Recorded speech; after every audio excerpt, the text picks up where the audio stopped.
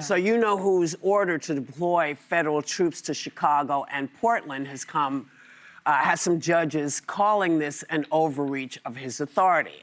And state leaders like Illinois Governor J.B. Pritzker expressing outrage over his threats to invoke the Insurrection Act. Take a look.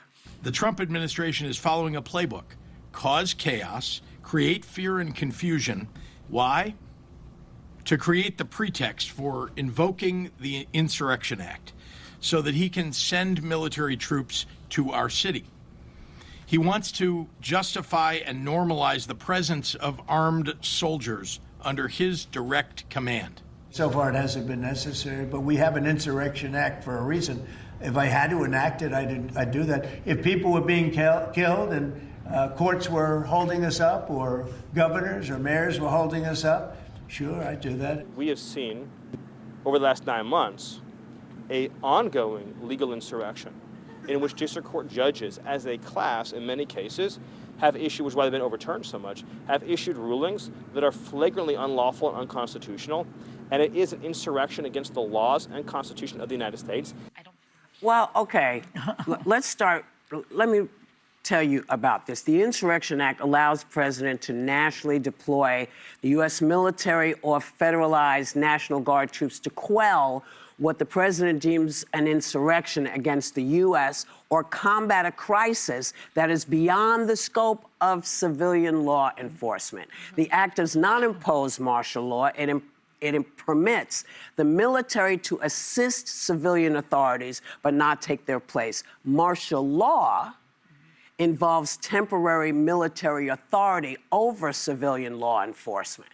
So if any of those folks, and I always say, just crack the Constitution if you want to know what these things are.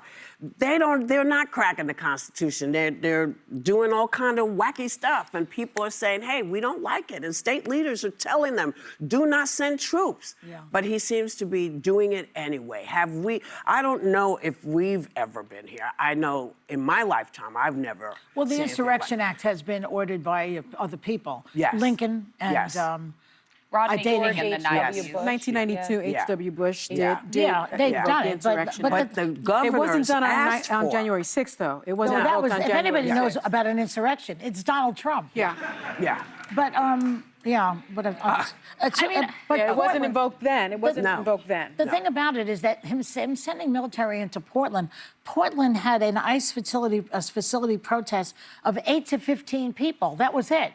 Because he sent them in there, it's gotten worse. So he creates the problem. Yeah. Well, I couldn't find, you know how when you watch the January 6th footage, and I think they were just playing some, we all saw that, and no one had to tell you how to feel about it. You looked at it, and you made your own judgment, and it was pretty clear to me. I was trying to dig deep because I kept thinking, okay, I'm going to concede, is this rising to the occasion where we need the National Guard? The crowds that they are drawing are a fraction of when it's been used in history, when they've actually decided to deploy the National Guard into these places. And I would just ask for some consistency then, because when I look at the video of January 6th, that was very clearly people uprising, vandalizing the Capitol. An insurrection. Killing, very much an insurrection. But there was video. I kept looking for video here to say, when are we seeing things to this level? Because this administration is known for its messaging and owning a narrative.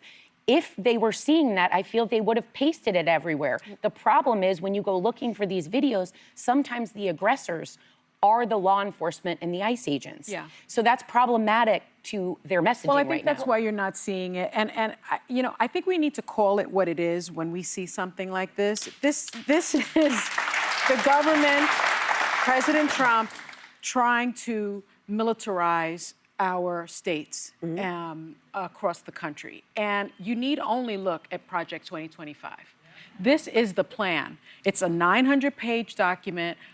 I read it. You read all 900 pages? Yes, I did. Yes, I did. I'm that much of a legal nerd. But I actually think that people should read it because it is right on page 555. That was part of the plan, to militarize our troops, our National Guard against our states. It's right there in writing, folks. This was always the plan, and we are experiencing it. So if you go back and you read it, past will become prologue.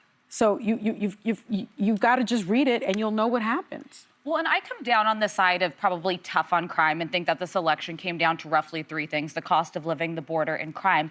But there is a right way and a wrong way to deal with crime in American cities. So Chicago's often pointed to. They had one weekend over the summer where there was something like 28 homicides.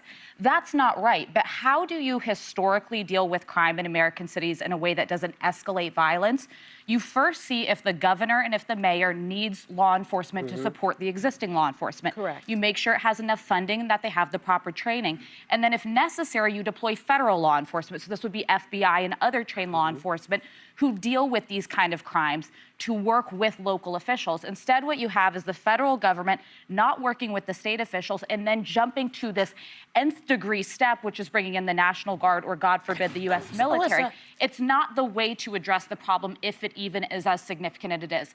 There is crime in American cities, but the way to deal with it is get the funding that you need for police, get the training that you need, and work with local officials. This is a pretext to stop the next election. That's what I think it is. I would say it might also be a distraction from the hearing that's going on right the now Epstein. about the Epstein files. Right. Some things have come up, and AG Pam Bondi was dodging questions and attacking back. Do you not think maybe the whole civil unrest storyline I is also- maybe could be. overblown? I think that Donald Trump also sees American troops in U.S. cities as a sign of strength. I think most Americans don't. I think they see it as like societal breakdown.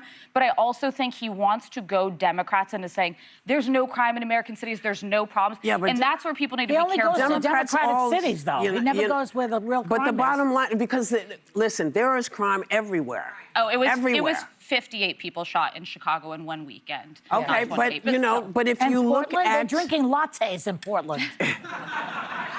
And it's one city block. It's one city block around a federal. but the bottom line is nobody asked for you.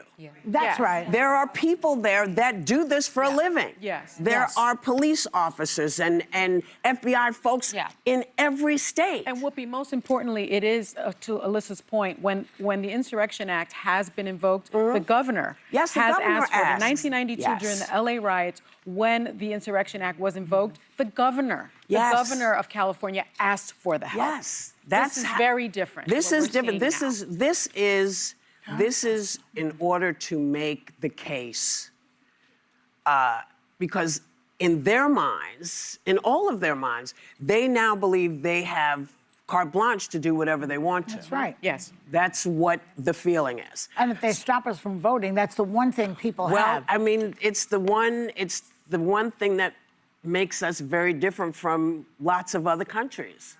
Our votes, they do count. I do know that they count. If we're allowed to vote. Well, I think people will figure out how to vote because one thing I believe I know about Americans is they don't want to be told what to do. They don't want that.